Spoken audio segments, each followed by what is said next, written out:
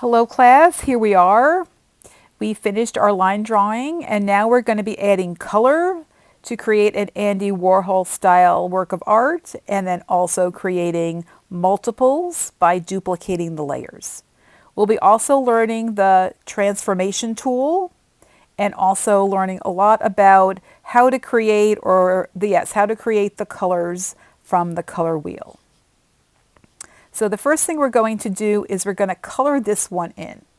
And you can see there I have clicked the color wheel. Andy Warhol is known for using bright, bold colors, so that's what I'm going to be using.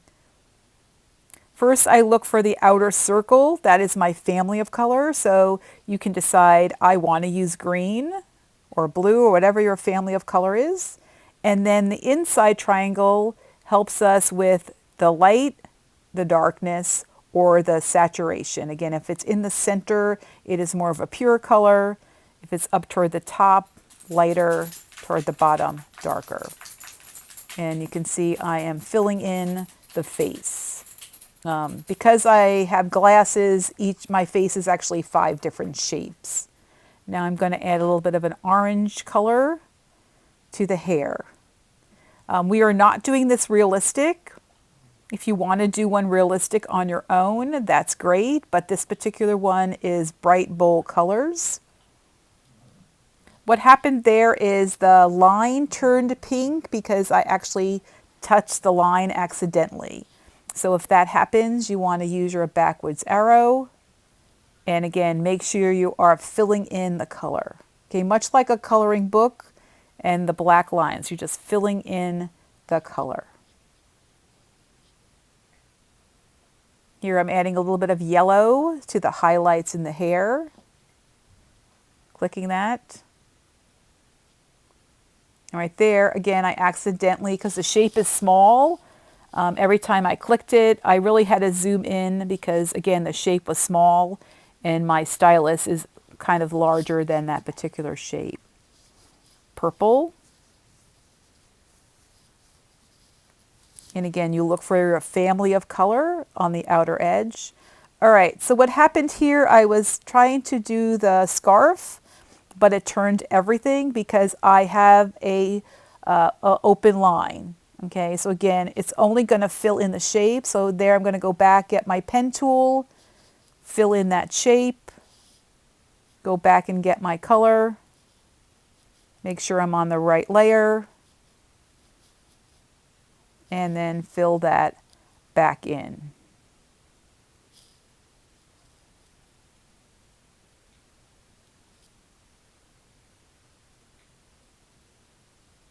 Next, I'm going to do the neck. Since I didn't do that when I originally did the face, I just want to make sure that I want to make it the same exact color. So what I'm going to do, I'm going to open my color wheel. You will see a little eyedropper in the upper right-hand corner. I'm going to touch that eyedropper and then a circle will appear. All right, there it is. Okay, and then I am going to get the same color, and when that color appears in the little circle, again, I know that that is the same color. Then I'm going to go up to my paint bucket and fill. All right. So again, spend some time. You're going to do that first one. Next, we're going to use the transformation tool, and we're going to change the size of this particular image. Okay.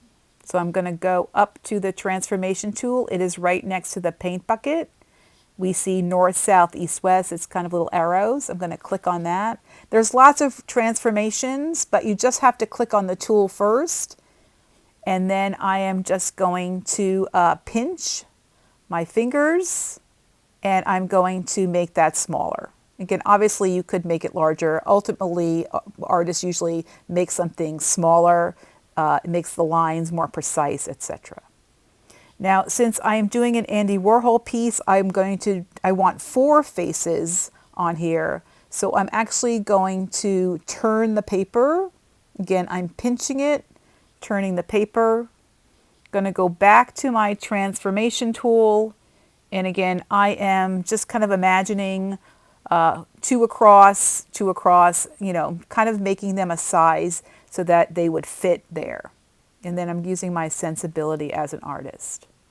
Okay, now I have one, and now I'm going to make multiples. So I'm clicking on that layer. I'm going to where it says duplicate layer, and there you can see I have the same image, Okay, I want 4 of the same. Now, my image doesn't actually change because they are literally kind of layered on top of each other. So now I'm going to use the transformation tool to nudge them or move them. So it's the second one, says nudge. You'll see a little arrow, and I'm going to literally nudge it or move it to the right. Then I'm going to go up to the next layer, nudge tool, nudge it below. And again, pressing done between each one. Next layer, nudge this one over. Okay. Right now, all the layers look the same, so it may seem a little bit confusing. So I am actually going to label the layers so I know which one is which. This one I'm going to make red. Next one orange. Next one yellow and blue. Just so I know the difference between each layer. Okay, now I'm going to change the colors. So I'm going to keep the orange, or excuse me, keep the red the same. I'm going to move up to my orange layer, and I'm going to go back to my color wheel and my colors, and again, go to my family of color first, then go to my saturation and value. That one was probably too similar to the scarf, so I'm going to go back. Going to make the scarf a little bit darker.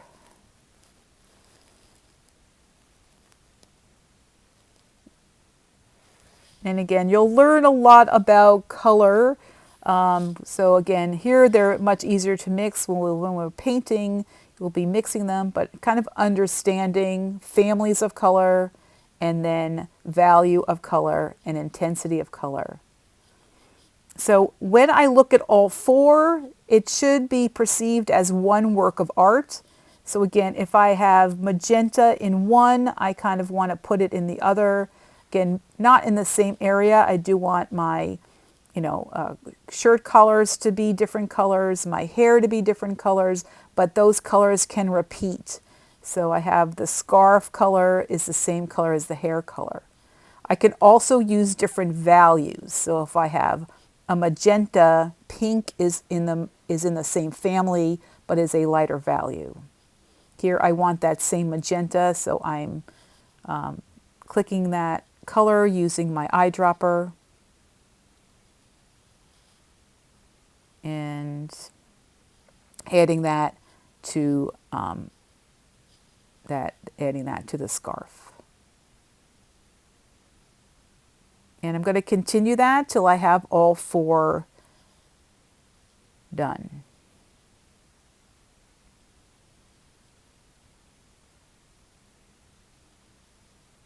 Usually if it fills up a whole section, generally speaking like that, you're on the wrong layer. So if that ever happens, just go, again, use your backwards arrow, make sure you're on the right layer.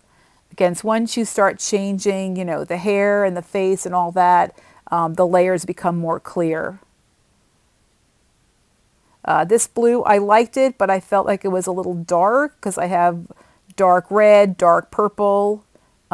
So within one image, you do want to have some lighter values and some darker values. So if you've got dark blue, then you want to go with a light purple. All right, so here's some variations. I added some squares to the background here, and then I duplicated it.